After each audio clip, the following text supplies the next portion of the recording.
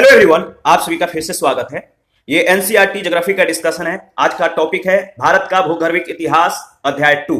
तो चलिए स्टार्ट करते हैं। सबसे पहले हम लोग भूगर्भिक संरचना के बारे में डिस्कस करेंगे। देखिए, किसी भी देश की भूगर्भिक संरचना के अध्ययन के द्वारा उस देश के विभिन्न भागों में मिलने वाली चट्टानों की प्रकृति और उसके स्वरूप की जानकारी प्राप्त होती है। तलछट के जमाव से निर्मित भूमि में परतदार या अवसादी चट्टानें पाई जाती है, जिससे उर्वरा मृदा का निर्माण होता है। उदाहरण स्वरूप गंगा के मैदान को लिया जा सकता है। इसके विपरीत प्राचीन रवेदार चट्टानों से निर्मित मिट्टी अनुपजाऊ होती है, यानी उपजाऊ नहीं होती है, परंतु इसमें धात्विक खनिजों की बहुलता होती है। धात्विक खनिजों में लोहा, सोना, मैग्नीज आदि को शामिल किया जाता है। भारत की भूगर्भिक संरचना में प्राचीनतम और नवीनतम दोनों प्रकार की चट्टानें पाई जाती है। एक और प्रायद्वीपीय भारत में, याद रखिएगा, एक और प्रायद्वीपीय भारत में आर्कियन युग की प्राचीनतम चट्टानें पाई जाती है, तो दूसरी ओर मैदानी भागों में क्वाटरनरी युग की नवीनतम परतदार चट्टानों की बहुलता है। इन भूतत्वीय विशेषताओं के कारण भारत के 3 वृहद भाग है।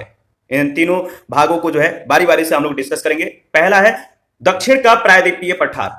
देखिए, यह गोंडवाना लैंड का ही एक भाग है और भारत ही नहीं वरना विश्व की प्राचीनतम चट्टानों से निर्मित है।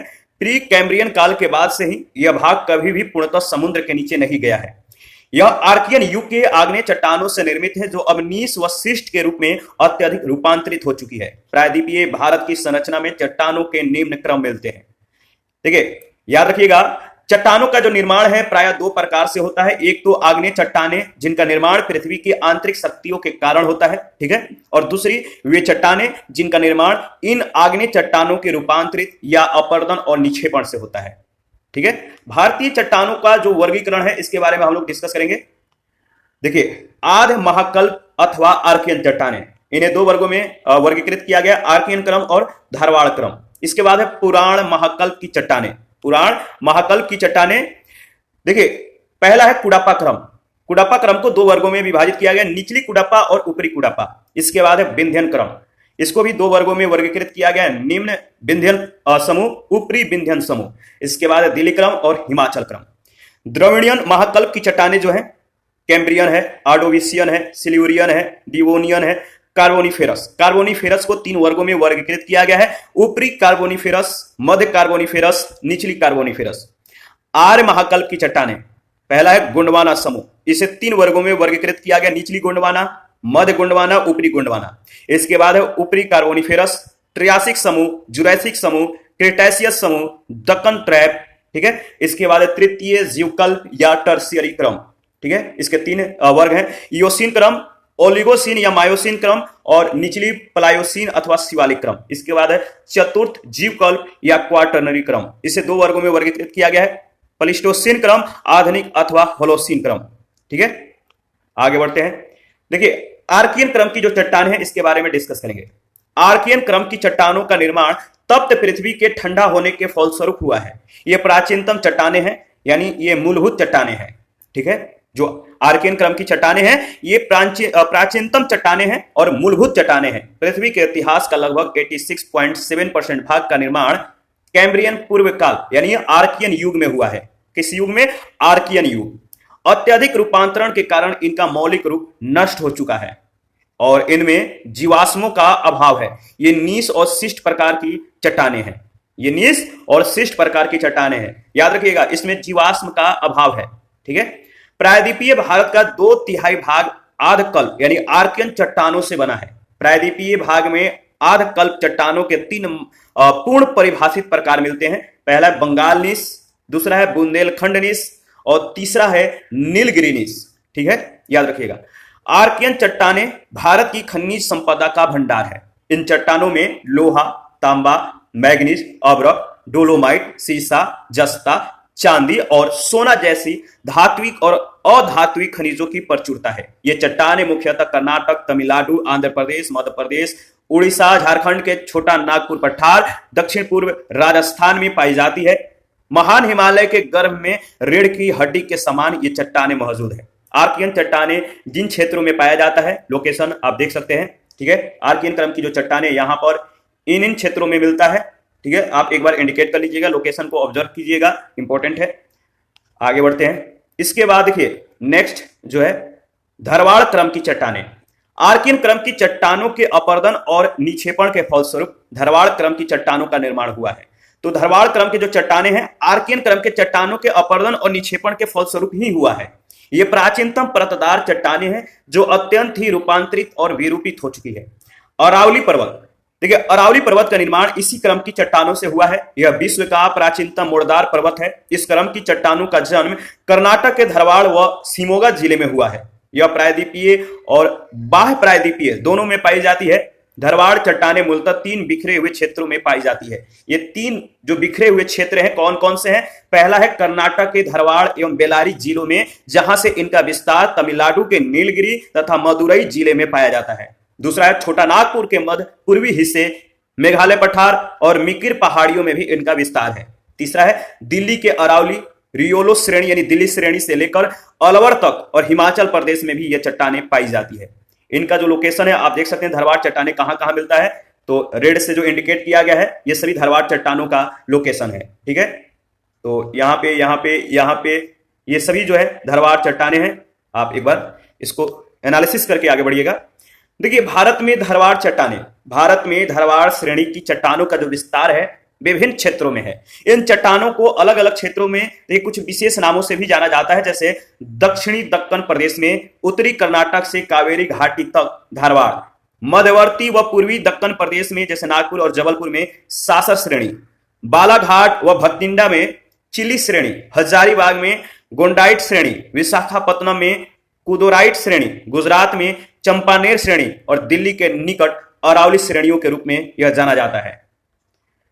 देखिए वाह प्रायद्वीपीय भारत की धरवाड़ चट्टाने, वाह जो कह सकते हैं कि जो वाह प्रायद्वीपीय भारत की जो धरवाड़ चट्टाने हैं देखिए पश्चिमी हिमालय के लद्दाख, जास्कर, गढ़वाल व कुमायूं पर्वत श्रेणियां, हिमाचल प्रदेश में स्पीति घाटी के निकट वरैल श्रेणी और असम के पठारी भागों में शिलोंग श्रेणी के नाम से यह विस्तृत है।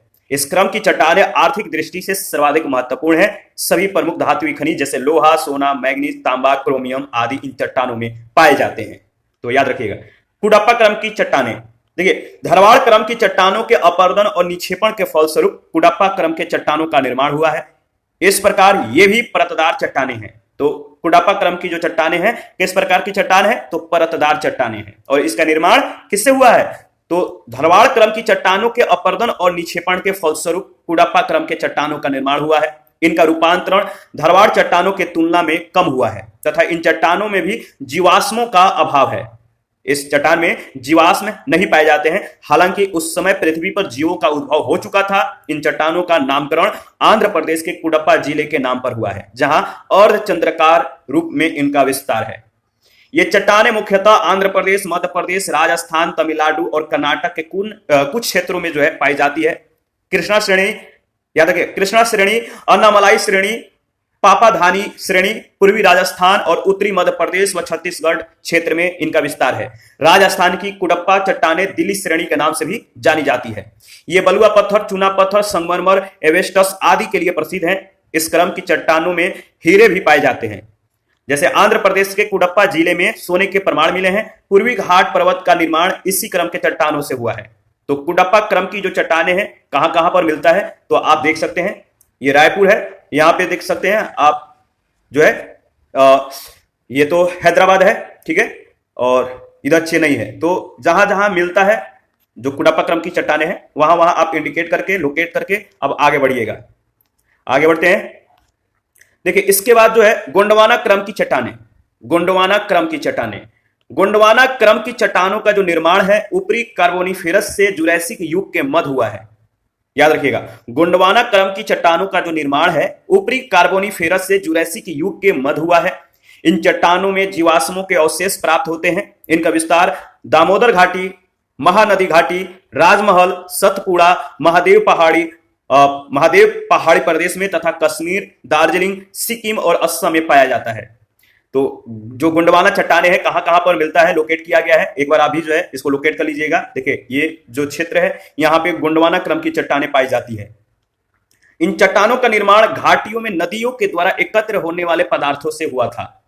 इन चट्टानों का जो निर्माण है, जो गोंडवाना क्रम की जो चट्टाने हैं, इनका निर्माण कैसे हुआ है? तो घाटियों में नदियों के द्वारा एकत्र होने वाले पदार्थों से हुआ था। भारत का 98% कोयला इन्हीं चट्टानों से प्राप्त होता है। किससे बताइए? तो गोंडवाना चट्टानों से सबसे ज्यादा जो है 98% कोयला इन्हीं चट्टानों से प्राप्त होता है। इसके अतिरिक्त इसमें बालू का पत्थर, चिक्का मिट्टी और लिग्नाइट भी मिलता है। इसके बाद दक्कन ट्रैप, इसके बारे में डिस्कस कर लेते हैं। देखिए, दक्कन ट्रैप जो है क्रिटेशियस युग के अंत में प्रायद्वीपीय भारत के पश्चिमी भाग में व्यापक ज्वालामुखी क्रियाएं हुई। क्रिटेशियस युग के अंत में प्रायद्वीपीय भारत के पश्चिमी भाग में बहुत ज्यादा जो है ज्वालामुखी क्रियाएं हुई, व्यापक रूप से हुई, जिससे बेसाल्ट लावा के प्रवाह से सीढ़ीदार भू आकृतियों का निर्माण हुआ। दक्कन ट्रैप का विस्तार जो है महाराष्ट्र के अधिकांश भाग, गुजरात और दक्षिणी पश्चिमी मध्य प्रदेश में है। दक्कन ट्रैप सैलो से भवन व सड़क का निर्माण होता है। यहां क्वार्टर्स, बक्साइट और अर्धमूल पत्थर भी पाए जाते हैं। इसे ट्रैप कहने का कारण क्या है? इसे ट्रैप कहने का कारण यह है कि लावा के प्रवाह के फलस्वरूप सीढ़ीनुमा स्थलाकृति का विकास हुआ है।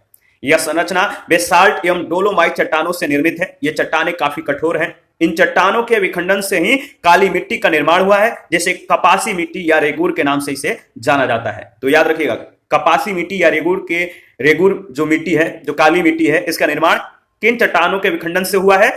तो आपको याद रखना है, इंपॉर्टेंट है, यहां से प्रश्न पूछे जा सकते हैं।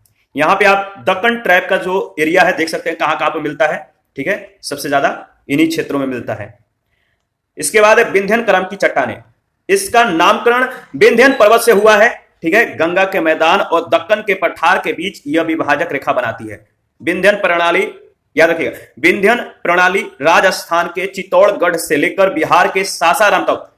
ठीक है, कहां से कहां तक? तो राजस्थान के चित्तौड़गढ़ से लेकर बिहार के सासाराम तक। ठीक है, कितना?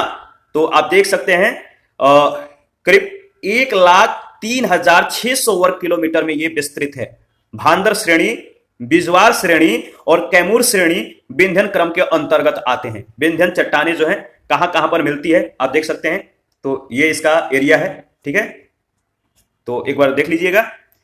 देखिए, ये जो चट्टानें हैं, ये परतदार चट्टानें हैं, जिनका निर्माण जल निक्षेपों के द्वारा हुआ है। इनमें चूने का पत्थर, बलुआ पत्थर, चीनी मिट्टी, कॉपर क्ले आदि मिलते हैं। चूने का पत्थर सीमेंट उद्योग का आधार है, जबकि बलुआ पत्थरों से दिल्ली का लाल किला, मध्य प्रदेश के क्या बताइए, मध्य प्रदेश के सांची स्तूप आदि का निर्माण हुआ था।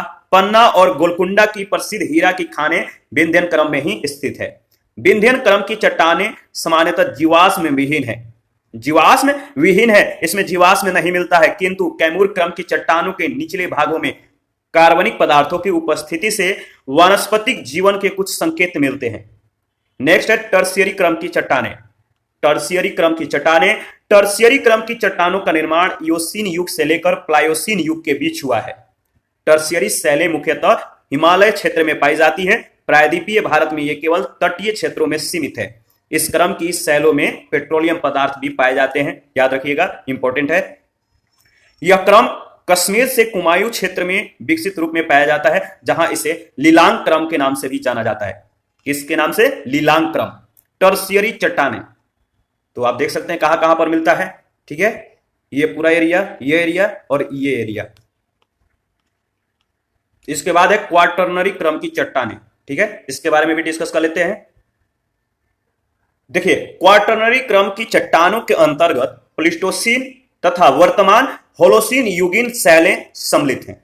देखिए, प्लीस्टोसीन क्रम की शैलों का विस्तार कश्मीर घाटी, झेलम घाटी, गंगा, ब्रह्मपुत्र, नर्मदा, ताप्ती, महानदी, गोदावरी, कृष्णा की ऊपरी घाटियों में है। गंगा और सतलज से अतिरिक्त प्रायद्वीपीय यानी नर्मदा, ताप्ती, महानदी, गोदावरी, कृष्णा, कावेरी आदि नदियों के मुहाने पर कांप के नवीन निक्षेप पाए जाते हैं। किसके?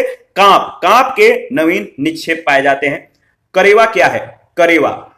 करेवा सरोवरी निक्षेप है।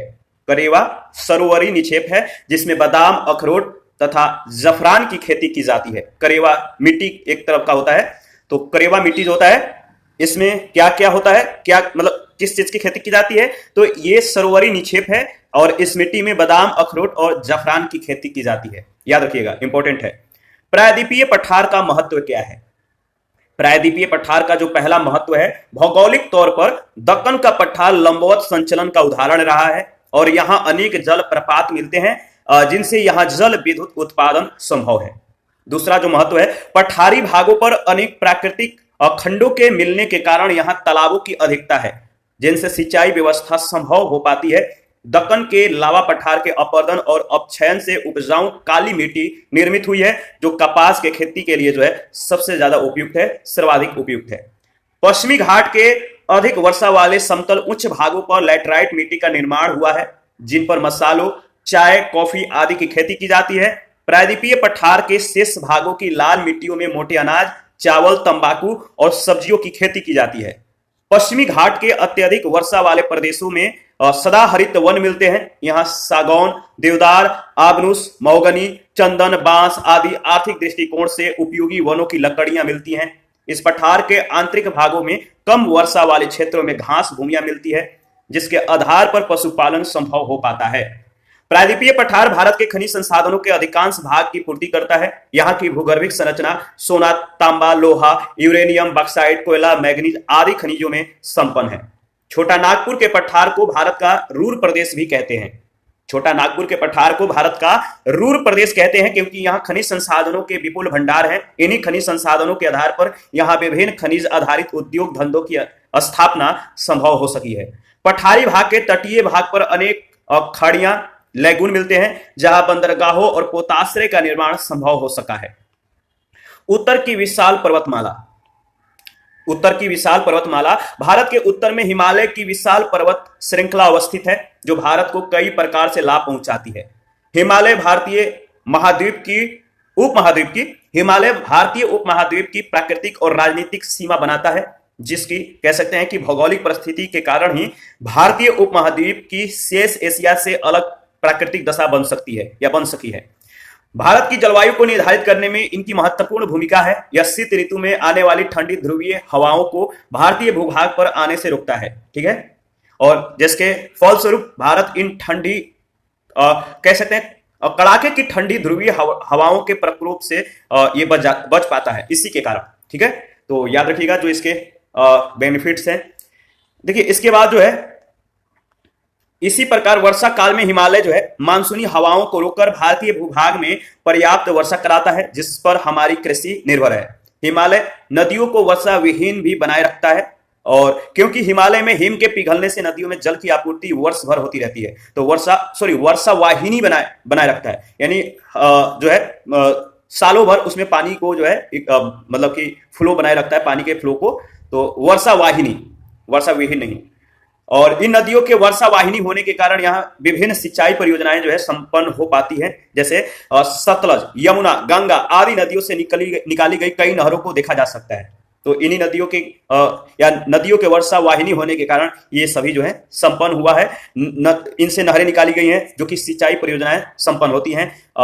नेक्स्ट है हिमालय की नदियां अपने साथ बड़ी मात्रा में अवसाद भी लाती है जिनसे उपजाऊ जलोढ़ मैदानों का निर्माण होता है। हिमालय विविध संसाधनों के विकास का संभावित प्रदेश भी है। यहाँ पे कोबाल्ट, निकेल, जस्ता, तांबा, एंटीमनी, विस्मत जैसे धात्विक खनिज संसाधन है। इसकी जटिल भूगर्भिक संरचना के कारण धात्विक खनिजों का खनन अभी संभव नहीं हो पा रहा है। यहाँ कोयला, पेट्रोलियम जैसे अधात्विक संसाधन भी हैं। अधात्विक संसाधनों के अंतर्गत हिमालय की टर्शियरी संरचना में कोयला के विभिन्न प्रकार मिलते हैं। इनमें सबसे अच्छी गुणवत्ता वाला एंथ्रेसाइट कोयला भी उपलब्ध है जो कि कारगिल क्षेत्र के रियासी में मिलता है। वन संसाधनों के अंतर्गत सागौन, शीशम, ओक, लॉरेल, देवदार, मैग्नेलिया, बांस आदि के वन आर्थिक दृष्टि से अत्यधिक उपयोगी हैं। इन वन क्षेत्रों में दुर्लभ जड़ी बूटियां भी मिलती हैं जिस पर हमारा आयुर्वेदिक उद्योग आधारित है। हिमालय पर्यटकों के आकर्षण का केंद्र भी है। इसका एक व्यापक सांस्कृतिक महत्व भी रहा है। हिमालय अपने दक्षिणी भाग के लोगों में समेकित संस्कृति के विकास का आधार रहा है। विविधताओं के बावजूद राजनीतिक और सांस्कृतिक एकत्व का बोध कराने में उसकी महत्वपूर्ण भूमिका रही है। उत्तर भारत का विशाल मैदानी भाग, इनका निर्माण क्वाटरनरी या नियोजोइक महाकल्प के प्लीस्टोसीन और हेलोसीन कल्प में हुआ है और यह भारत की नवीनतम भूगर्भिक संरचना है। टेथिस भूसनती के निरंतर संकरा और छिछला होने एवं हिमालयी और प्रायद्वीपीय भारत की नदियों के द्वारा लाए गए अवसादों के जमाव से यह मैदानी भाग निर्मित हुआ है। इसके पुराने जलोढ़ बांगर और नए जलोढ़ खादर कहलाते हैं। तो बांगर और खादर, यहां से प्रश्न कई बार पूछे गए हैं। इस मैदानी भाग में प्राचीन वन प्रदेशों के दब जाने से कोयला और पेट्रोलियम के क्षेत्र मिलते हैं। ठीक है, याद रखिएगा। इसी के साथ आज का सेशन समाप्त करते हैं। नेक्स्ट सेशन में भारत का भौतिक स्वरूप के बारे में हम लोग डिस्कस करेंगे। हमें इजाजत दीजिए।